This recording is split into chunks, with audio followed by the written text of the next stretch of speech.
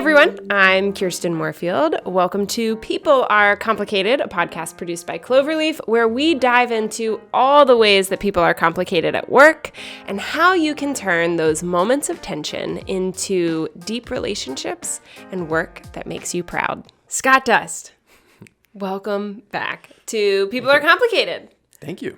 It's been a year since you were on the show. And people are still complicated. And people, it turns out, we might have figured out we're even more complicated than we thought a year ago. Yeah. Yes. All right. So you were on our inaugural first 2 episodes of People Are Complicated, so it's very special to have you back. And today we are talking about the last 3 chapters of our Boss to Coach playbook that we've been doing a little mini series on here. And so you actually had a hand to play in writing all of this content. So of course, I'm super stoked to have you on the show for so many reasons today. Yeah, stoked to be here. And for listeners, Dr. Scott Dust is our Chief Research Officer here at Cloverleaf. He's a tenured professor, PhD, super smart guy in IO psychology, behavioral psychology, organizational psychology. So it's very, very fitting to all of your expertise. We're going to start off with talking about one of the biggest topics today in work and how complicated people are and in managing people and leading them, which is virtual teams. It is a big topic right now. It's a big topic. It is a big one. And virtual teams has always been a thing. Mm-hmm. And there's been research on virtual teams for decades. Mm-hmm. But it was typically one-offs or experiments. Let's try this and see how it goes. Now it's ever present, and it's also becoming more granular in that there's so many variations of what a virtual team can actually look like. Yep. Where on the extremes, it's 100% virtual, and then on the other end of the extreme, it's 100% face-to-face. And then a lot of times people have kind of met in the middle somewhere. And even a couple years post-COVID, not 100% of companies are feeling confident that they've landed in the correct middle ground. Yep. And it's still evolving. I feel like I'm hearing more conversations about hybrid right now than I heard last year when we thought we were going back to normal. Like, it just seems like people are settling into hybrid is the way.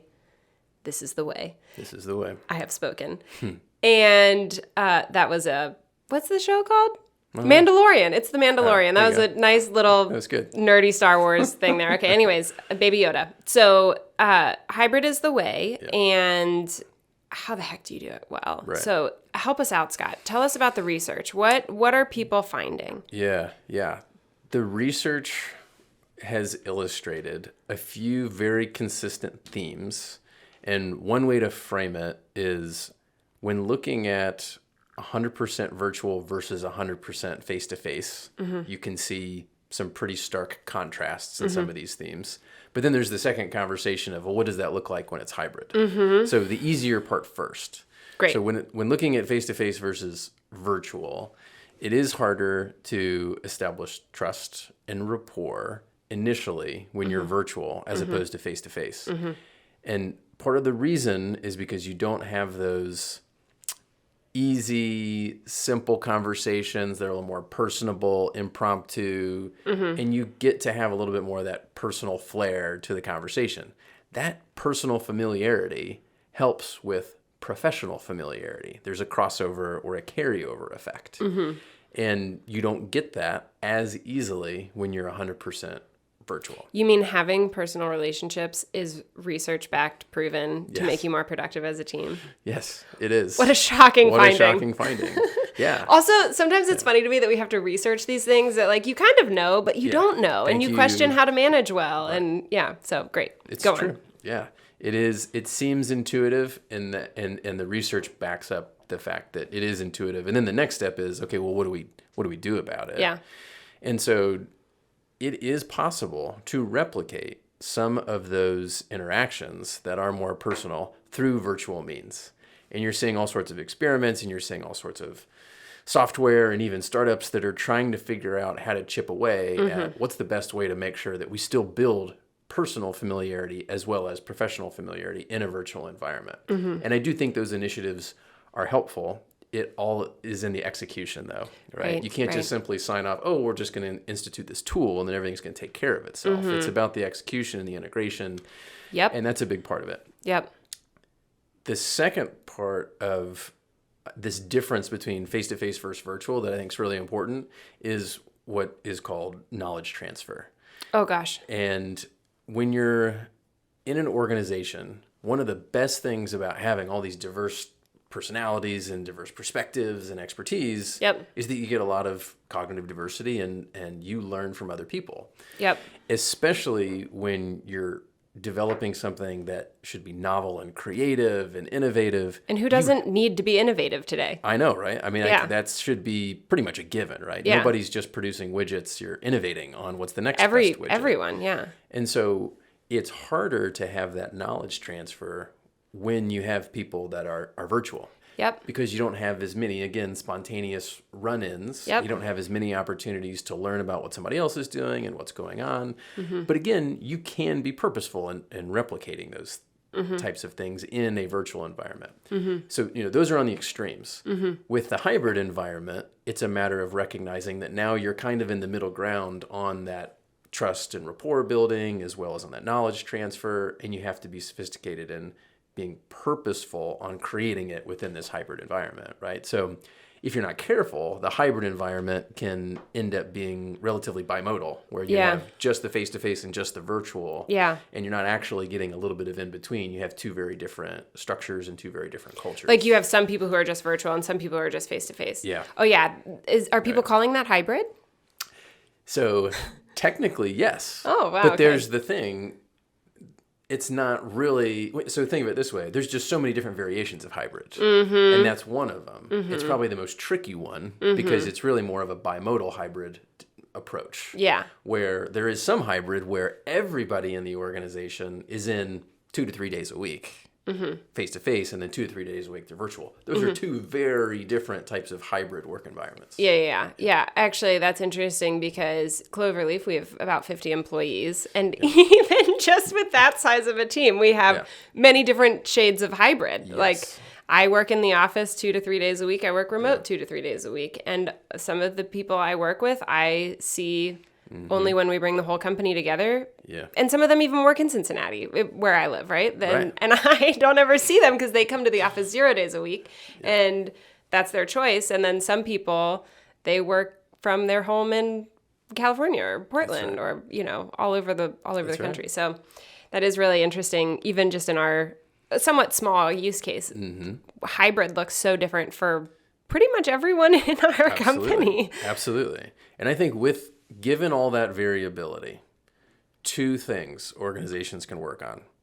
Number one, really focus on fairness of all the potential things that an organization could screw up. Yeah. Fairness is a big one. What does fairness look like? So there's actually 4 different types of fairness, or also called justice. Okay.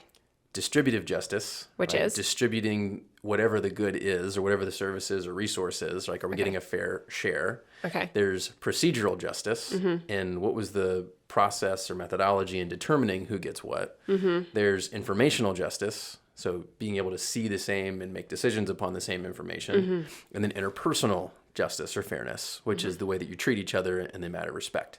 All 4 of those categories matter, and all of those can ensure that people feel confident in the work that they're doing and that the organization is rewarding them appropriately for the work that they're doing. So when you have people that work in very different places or in very different ways, it's really hard to make sure you maintain that level of justice and fairness across the organization. Yeah. And it takes a lot of trust and respect and communication and all those things. So if there's anything that people should be working on, it's fairness. And one example is people are starting to get worried about what's called the in-office advantage, where those that they see, they're going to assume they're working harder and they deserve more opportunities and that they are the ones that should get promotions or things like that. Those remote slackers. Right, right. I'm We don't know what totally they're kidding. doing. What are they doing? No. Yeah. And I think it shouldn't be the stereotype because there's and I've seen examples of both, right? I've seen people that come to work and they're just chit-chatting all the time and not getting enough done. And I've seen people at home who are cranking it out and working much harder than they ever were before. Yeah. So we have to be really careful to kind of mitigate that bias and also institute policies of fairness that give equal opportunities to all. The second thing I think organizations should be focusing on and working on is actually building skill sets about what it takes to meet virtually.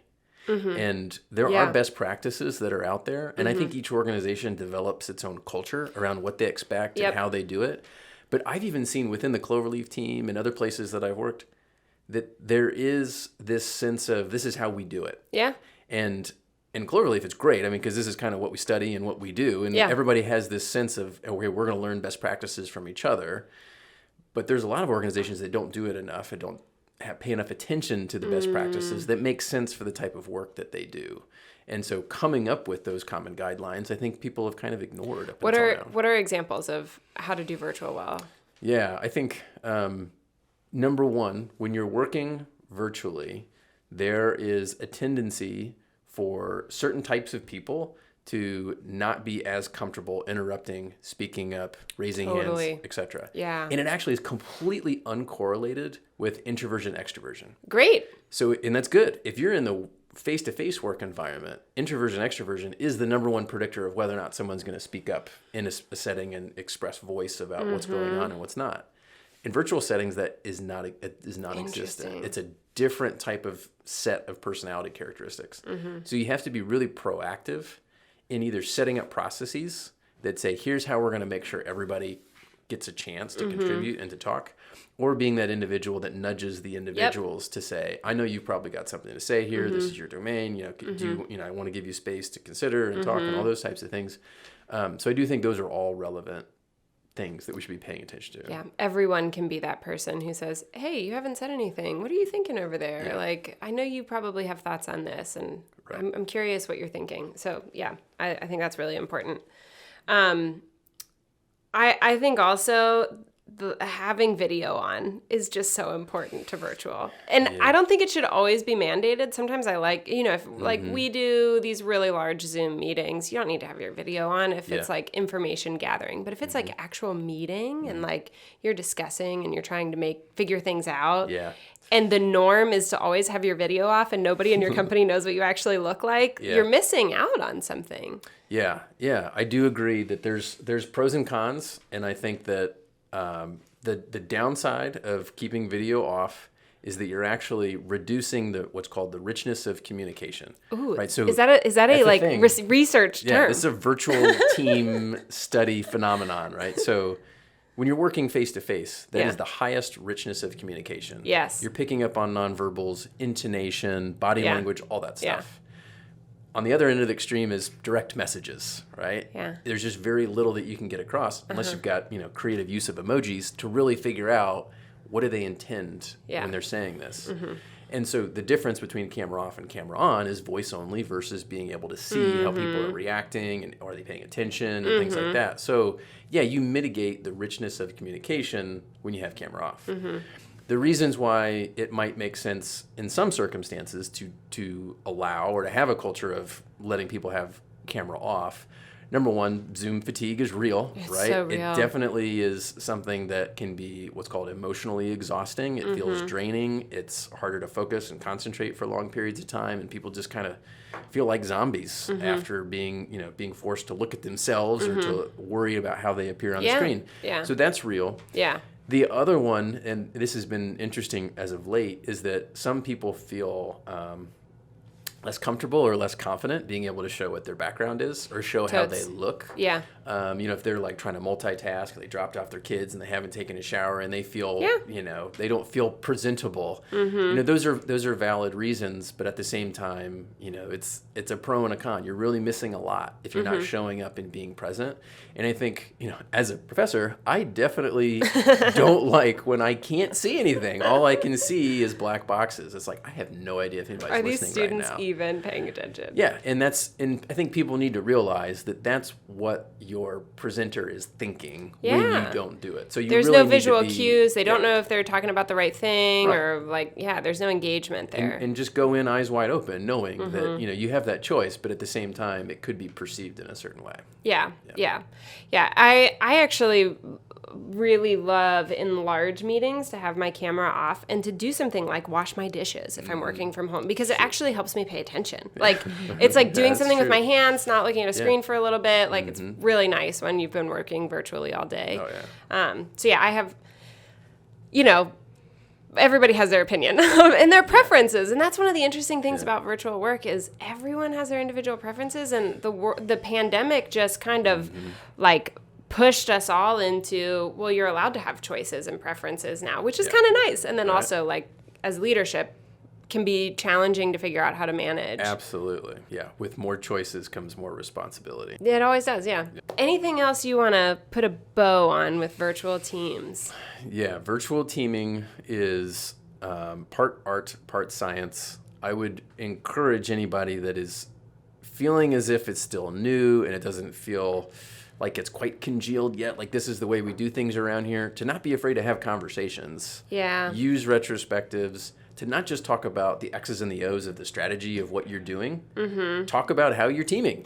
Have a conversation about it. Why are your preferences for doing this versus this? What are your assumptions about why this works versus that doesn't work? It's just as important as everything that we're doing in terms of the decisions and executions that we have for our day-to-day tasks.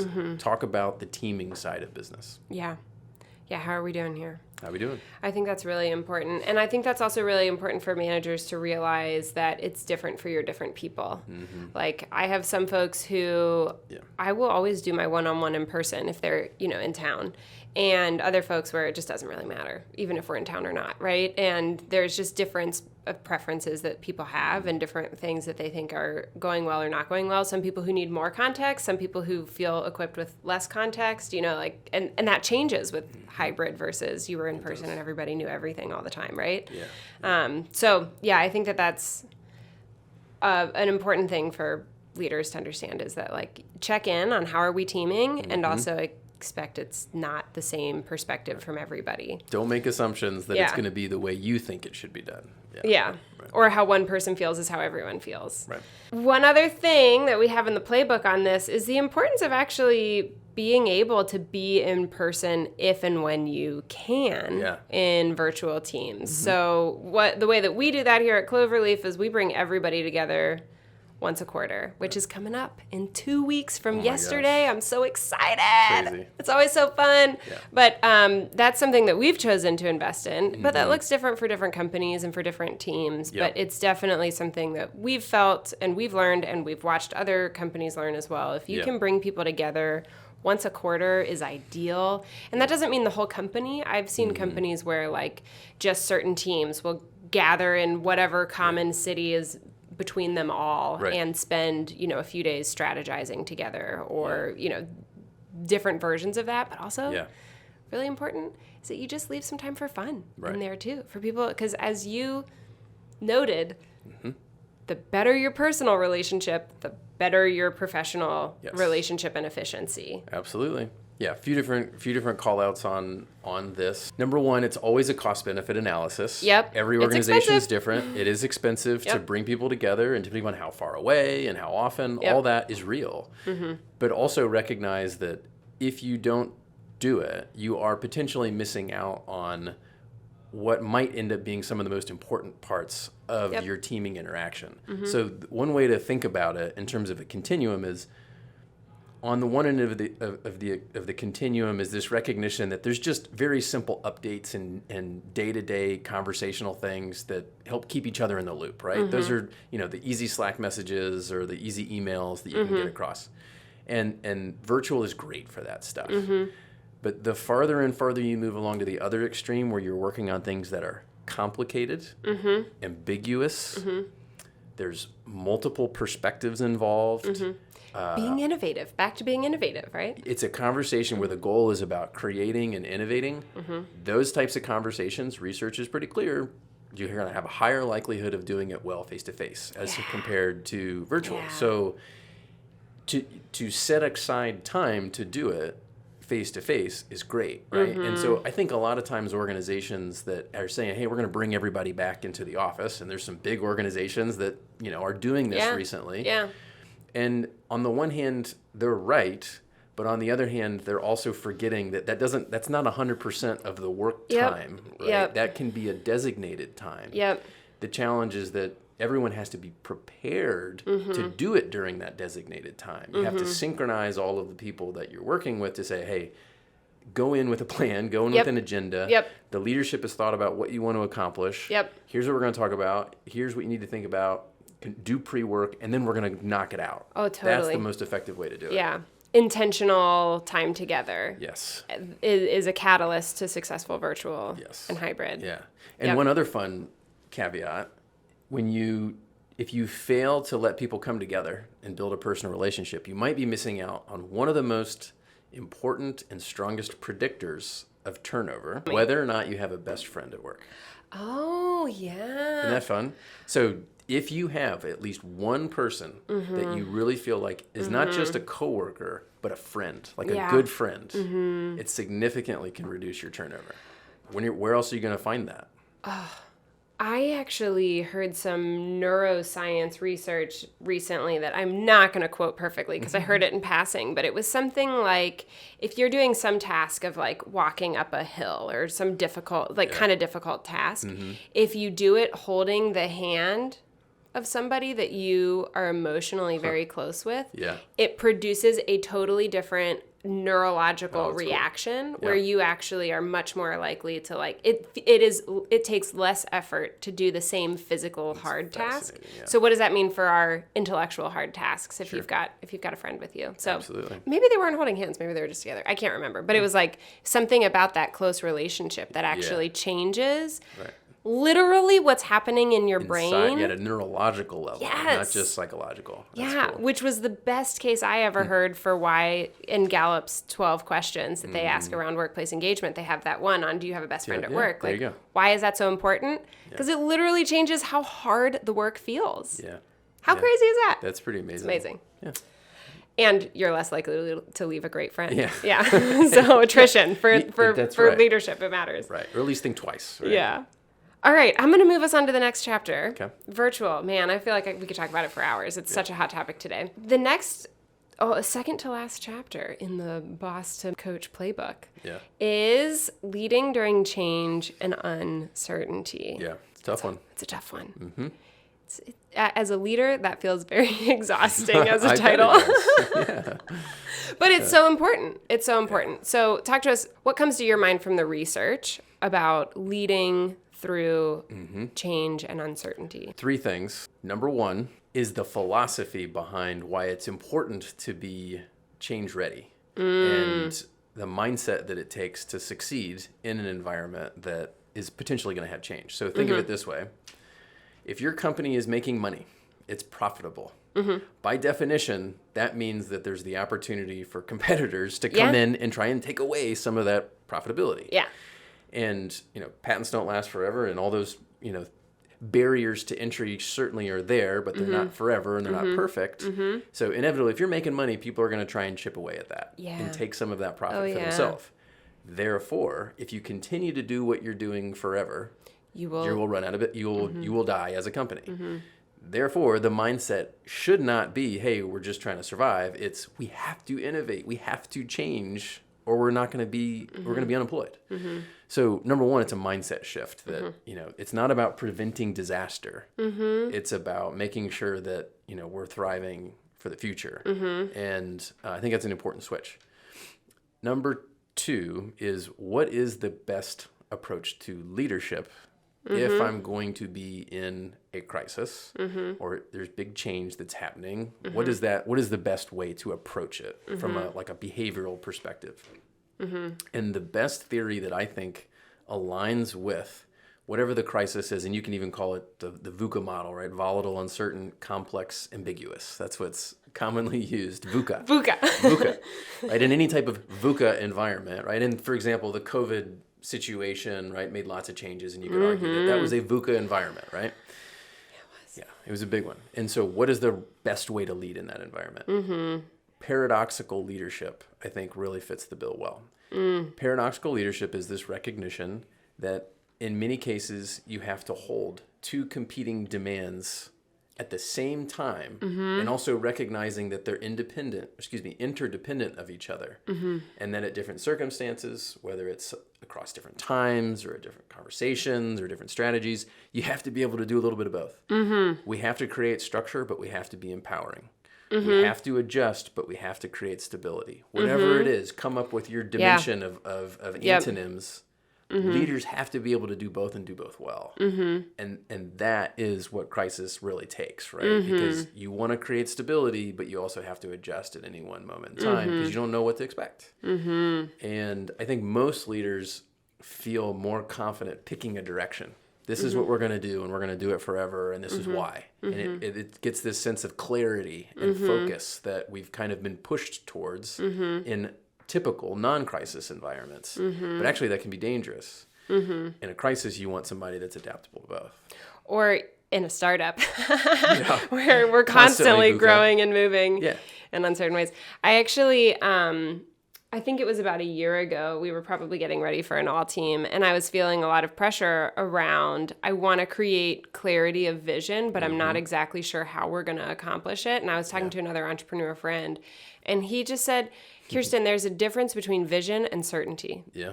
And your people need vision so that they can go create the certain way of getting there, you know? And I was like, wow, that was a really helpful distinction. It's a great paradox reconciled right there. Yeah, because I feel pressure as a leader of saying like, hey, we need to hit this ambitious goal. Yeah. I feel pressure to say, and here's exactly the way you can get there. Sure. And some people would hate that. Some people would be like, no, let me go figure it out. And other people will say, how could you set that really big goal without a little bit more help on how to get there, right? Sure. And different people have different needs from a manager, from a leader, and different people are comfortable or less comfortable with that risk and that ambiguity and that leap of faith, if you will, on trying to go through a big change or even like just accomplish a big new thing, right? It's not comfortable. You have to get comfortable with that discomfort. Yeah. It's to me more exciting than not having it, but leading through it is difficult because different people have such different needs. Yeah. And I think after COVID in particular, when the chaos really kicked in, the instinct was for some leaders to say, this is what we're going to do and this is how we're going to do it. They wanted to feel strong and bold and bring stability. Yeah.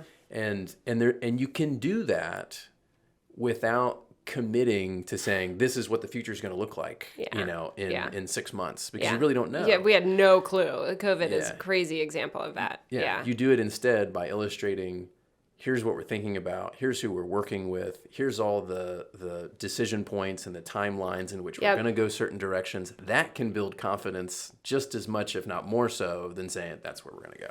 Yeah, I think that's really helpful for managers to think about, because a lot of times change is given to managers of like, hey, it's time for this change to happen.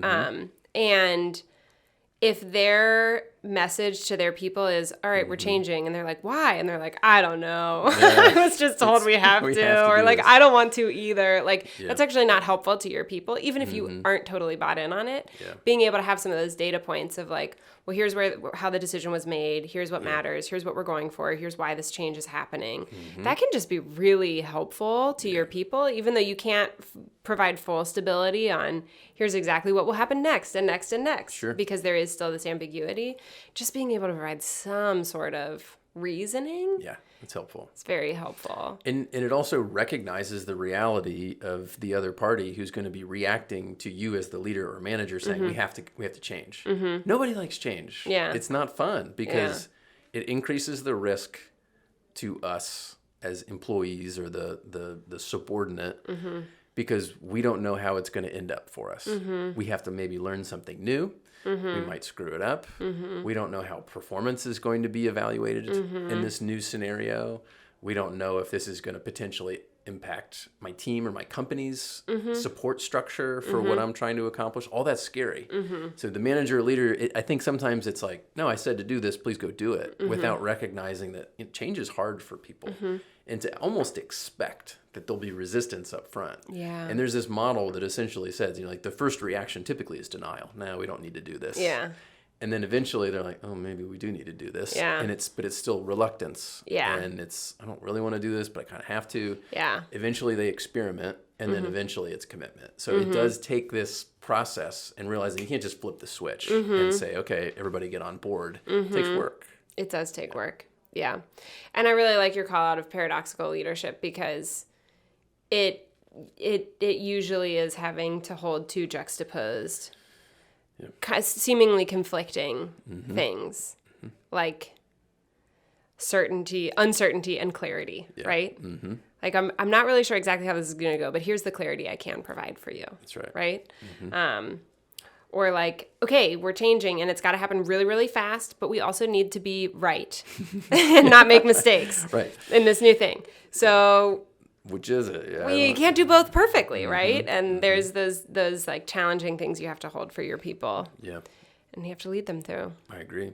Yeah. And there's great change models out there, right? Like there's good approaches to instituting change. There are best practices. And I think most leaders they set that aside and assume that that's something that only happens when you're doing some big change, like a total reorg or a spin-off of an organization. So they reserve these strategies for the big events, but they're not actually using them during the day-to-day events where people need to pivot in different directions all the time. Okay, what's a strategy? Tell us one. I mean, there's simple ones like Kotter's 8 Steps to Change. Oh, tell us about Kotter's 8 Steps to Change. I don't know the details of the change, but I would it's say there. Google it's it. there. I think in general, all these change philosophies that people have kind of taken the research and like put it into different steps. The overarching theme is that they recognize that it's kind of like the metaphor is like it's like an ice cube, right? So it's currently in a stable state. It is a solid right now, and you got to kind of like melt it down a little bit and explain why it needs to happen, illustrate the impact, experiment, and prove that this proof of concept it makes sense to do it. You got to get champions on board, you know, consult with your people. Yep. All those types of tactics are kind of the melting process, Yep. right? And then once you actually have gotten that momentum and it's melted, then you have to be really clear on execution, making sure it works, institute it. That's kind of the refreezing process. And then once it's there, you got to keep it nice and cold to keep it in this new solid state. And this is where most people screw up. Yeah. They work really hard and get it to that final state. But then it just melts back into what it was before. They don't maintain because they don't it. maintain it. Yeah. Right? People are creatures of habit, and behavior change is hard. And so you have to set up whether it's policies, organizational structure, reward systems, new culture, new leadership, whatever it is, to maintain that new state that you've created, or they're just going to slide back to where they were. I mean, hitting back on virtual teaming and coming together in person, this is actually the founding reason of why we do quarterly all-team meetings, is because even when our company was 8 people, Darren and I realized after about 4 months, people start drifting. They're like, so what exactly are we doing again? And why are we doing it? And I have this idea of how we can go into recruiting, or I have this idea about how we can go into, something totally like related, but not exactly on and target. well-intentioned. Totally well-intentioned. But, people are passionate. They're excited. They want to do something amazing together, right? And we realize once a quarter, we just have to come together and remind people of our strategy. Right. And it's constantly evolving because we're a startup. We're constantly melting and refreezing, like learning and growing and evolving to the next level. Constant state of change. Yeah. And now Darren and I are always really happy if after an all-team meeting, people are like, that felt a little bit redundant. And we're like, good. It is well frozen. Right. Yeah. We're going to hit those values every single time. Every time we're going to talk about our values. Every time we're going to talk about our vision, you know? Yeah, totally. Right. Makes sense. All right. Last one, Scott. This is the grand finale of our boss to coach playbook. Yeah. Managing high-performing teams. Sure. The pinnacle of it all. The purpose of it all. We all want to be on a high-performing team. What are the secrets? Secrets. For being a manager that creates a high-performance team. Yeah. There are a handful. There's more than a handful. There's a handful that I think can be actionable that we'll talk about today. And think of it as input, process, output. Okay, so it's a model where you think of the team and the formation of the team as being the inputs, right? You can find different people with different strengths, different abilities, different backgrounds, different ways of thinking, whatever it might be, right? That mix, that group of people is the input. From that input comes some type of team process. And that team process might be things like the extent to which there's great information sharing, knowledge sharing, constructive controversy, which is really healthy for new ideas. The extent, constructive controversy, yes. Which is akin to psychological safety as well. People talk about that. Communication and collaboration and all those processes, these emergent processes amongst all the people that are on that team, that then leads to some type of outcome of interest. And so the key, though, is first thinking about what is the outcome of interest, right? So the input, process, output. Well, if you're not really thinking clearly about the end result, keep the end in mind first, then you really can't do a good job of deciding what am I going to do on the inputs. So what is it? Is it team innovation? Is it team efficiency? Is it just flat out team performance? If it is, what exactly does that mean? Does that mean adaptive or proactive or proficiency? So defining first, where do we want this team to be? You can't be high performing if you haven't decided what performance is. And I think a lot of managers and leaders in particular fail to take that first step because they just assume that, oh, well, performance is obvious, right? It's in my head. Do a good job. No, it's not so clear. There's all sorts of different types of performance, all sorts of different outputs that you could create from your team. Really get clear about that first. Then circle back, step 2, and think about, what do I want my team inputs to be? What type of people? Do I really need cognitive diversity? What am I missing? How do I get these people to work better together? How do I create this group that really interacts with each other in a way that's a team, right? They're actually interdependent. They have collective goals. They kind of see the same vision. And that's the next step. And there's a whole then stream of things that they can do related to the input part that can be helpful. For example, Cloverleaf, right? We're helping people understand the inputs and how people can actually work better together to then lead to those good processes. So from there, it's a matter of step 3. Okay, what are the processes that are unfolding? Managing and monitoring those processes and really illustrating whether you're accomplishing what you want to accomplish in terms of those mechanisms, right? So if psychological safety, that's something that's going to be really important to getting to where you want to be for that outcome of interest or that dependent variable, well, then monitor it, right? Get people's input on how's it going and how could it be different and are we really hitting on it?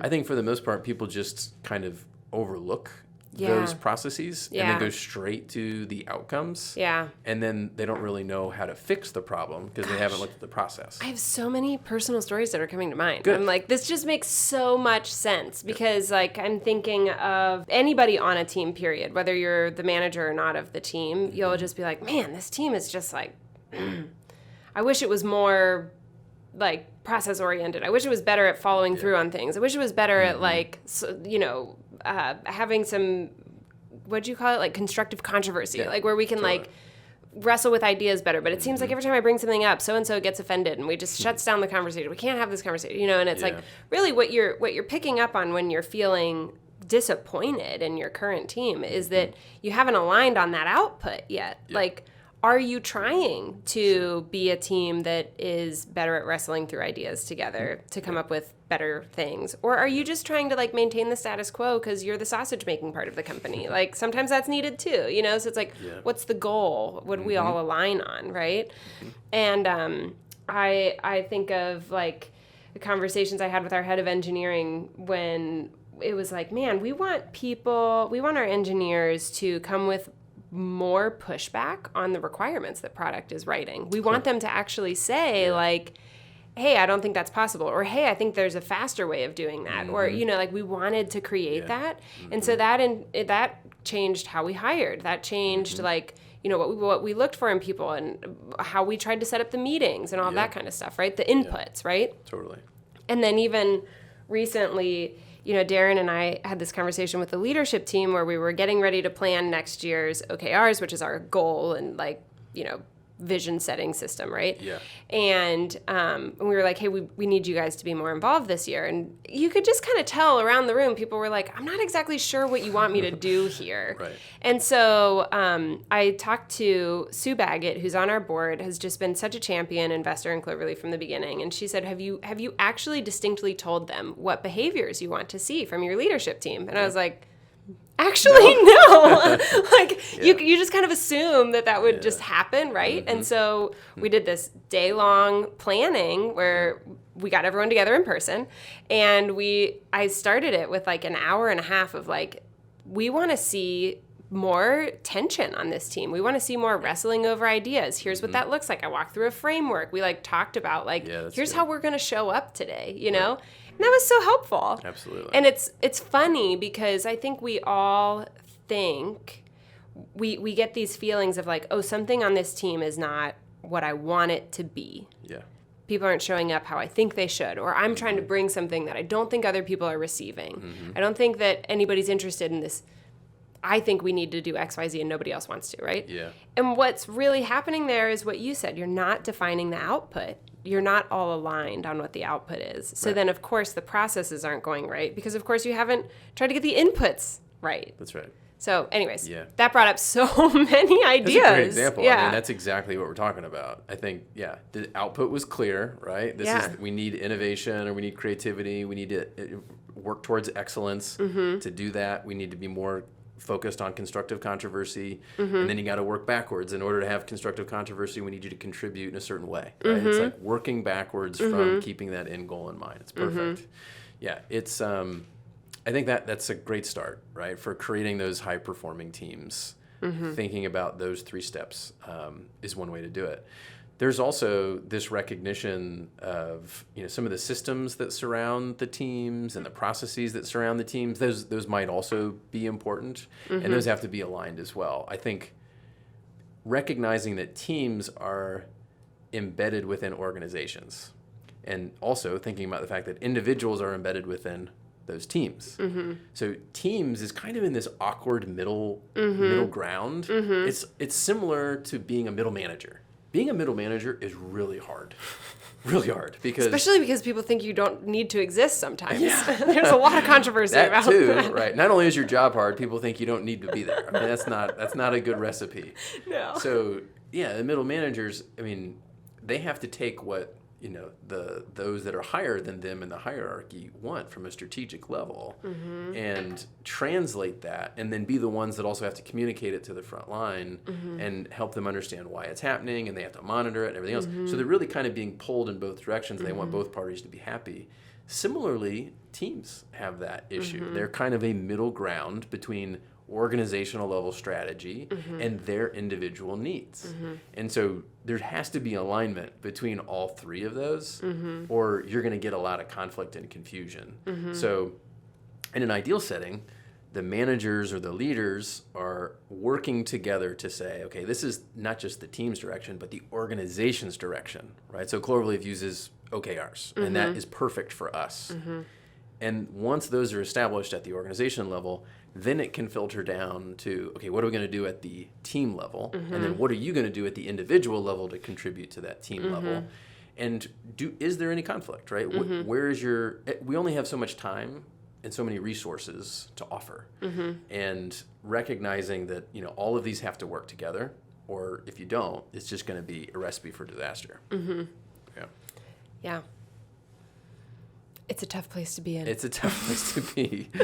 Yeah. So wait, what's the hope we can offer here, Scott? How do managers navigate through this to create their high-performing teams? Yeah. They can use Cloverleaf for one, of course. I think that's part of it, though, is really being in tune with the players and what do they need, how do they work best, having a way to help people work on self-awareness, other awareness. Because for the most part, what I'm realizing is, I've talked to a lot of different users. I've talked to a lot of different managers and L&D professionals and HR directors.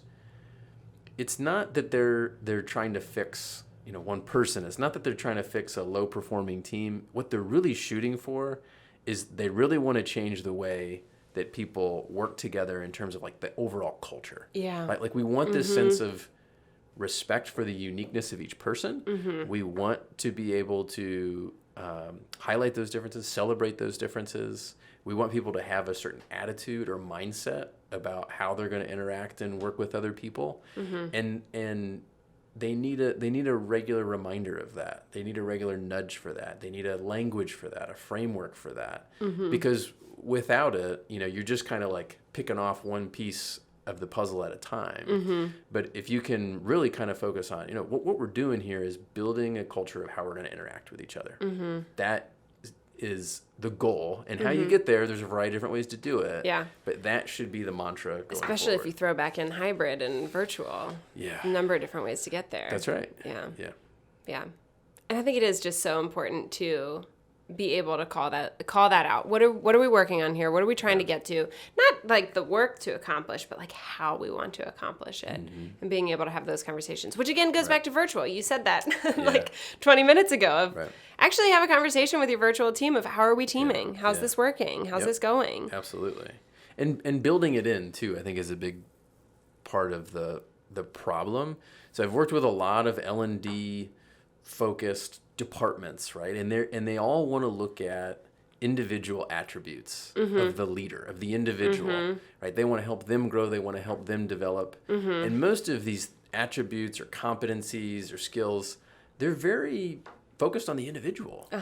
So that's going to basically focus on each person kind of doing their own thing and doing what works best for them. There should also be this push towards leadership and development that is, how are you interacting with others? Yeah, how do you team well? How do you team well? And you see it like thrown in, right? Like out of a list of 10 things we want our leaders to be, oh, by the way, we've got empathy and perspective taking in there. It's just kind of like a throw in where you could have literally an entire list of this is the way we want our leaders to be more interpersonal, to be more of a dyadic interpersonal exchange, right? Like how do you actually interrelate with another person? Those are also key attributes, right? Work is not done in a vacuum. It always happens when it's some type of social context. I mean, that's like our whole business model really here at Cloverleaf is like assessments were done like for individuals, like take a disc, a 16 types, any of these assessments, and you get your results. Individual and it's results. very insightful and it's really helpful.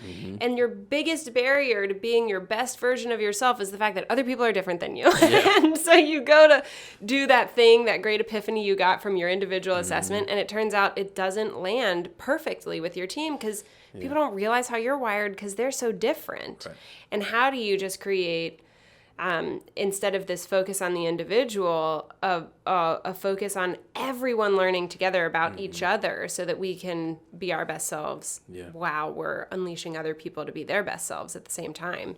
So we can all do our best work together. That's right. It's tricky. People are complicated, it turns out. People are complicated, but it's worth focusing on. All right. Any quick tips for managers on how to take a team and make it a high-performing team, whether it's a new team, existing team? What helps a manager bring that oomph? Right. Step number 1, focus on what exactly do you want to accomplish at the team level. Think about the outcomes first. That's tip number 1. Yeah. Tip number 2, when helping employees, think not of performance management and instead more of performance development. I think that is a key change in mindset that is going to be helpful for building the culture of teaming that we're discussing. And the difference is understanding that, we're more than X's and O's and whether we hit benchmarks and quotas, recognizing that there's always a story behind everything, and that instead, that's important. That is part of processes, and you have to have all those things, buttoned up. But really focusing on what does this person want? What do they need? How can I help them? How can I support them? And also, the whole playbook's called Boss to Coach, and I do think that if you can move from the management to the development, that is very much a from boss to coach type thinking, right? You're asking the questions about what do you need. I'm not just giving you the ideas of what I think you should do. So that conversation changes, the tone changes, the types of interaction changes. The coach is trying to get at what is really going on under the hood. I'm asking the key questions to pull that out of you and be a good sounding board and support system, as opposed to someone that's just trying to make sure that you check all the boxes right thing, and do all these. How I want you to, when I want you to. That's right. Yeah. I think those are probably the big takeaways. Yeah. And if you need help as a manager learning how to effectively understand your individual people and support them to be their best selves, it's one of the main purposes of this whole playbook. So go download it if you haven't downloaded it already. It's the Boss to Coach playbook. You can get it at cloverleaf.me. And if you've made it to the end of this podcast and not downloaded it, this is my last chance to say it really is helpful. Go download it. It has so many tactical, practical things that help really anybody leading people, even if it's just by your influence. We've had a lot of customers who are using it internally for training their managers. We also just have, it's just a free resource out there to anybody. Sure. Scott, thank you. Thank you. For being the star of the show again 1 year later. We'll see you again in a year. One more year. Let's see how it goes. That's great. Thank you. Thank you, Scott. That's all we've got for you this time. Thank you for tuning into People Are Complicated. I'm your host, Kirsten Moorfield. If you are enjoying this podcast, please tell your friends, leave us a review, help more people find it, because we believe that we're all human and we all can grow from a better understanding of ourselves and each other at work. So if it's helpful to you, please help other people find the podcast. Tune in next time as we dig more into the tensions we all experience at work and how those moments can guide us to actually having better relationships at work and doing more impactful work that we're actually proud of. We believe that every team can love working together, including your team. So go to cloverleaf.me to sign up for a free trial where you can have unlimited teammates, take free personality assessments, and see how those assessments turn into daily coaching nudges in your inbox to transform the way you work. Thanks, everyone.